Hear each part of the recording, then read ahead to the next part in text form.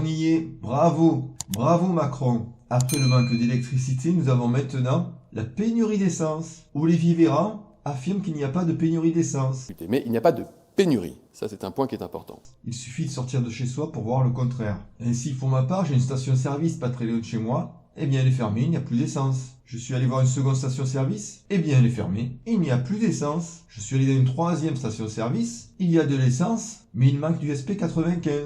Sinon, tout va bien en France. C'est comme ça lorsqu'on élit une équipe de bras cassés. Macron, on a vu qu'il était incompétent pendant le premier quinquennat, et dans le second quinquennat, il est encore plus, parce qu'il n'y a aucune retenue. Il peut se lâcher. De Macron, on ne peut pas en faire un cheval de course. Il est incompétent. Et la situation va être de pire en pire. De toute manière, tout était écrit.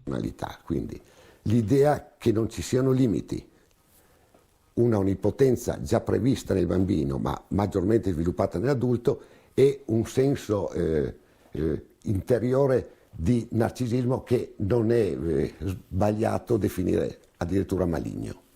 On ne peut pas leur faire confiance, ils sont au minimum incompétents. Et encore, je suis sympathique en disant incompétents. Donc selon eux, il n'y a pas de pénurie d'essence. J'ouvre internet, je trouve des articles, c'est pénurie d'essence. La carte des stations en rupture de carburant. Un autre article.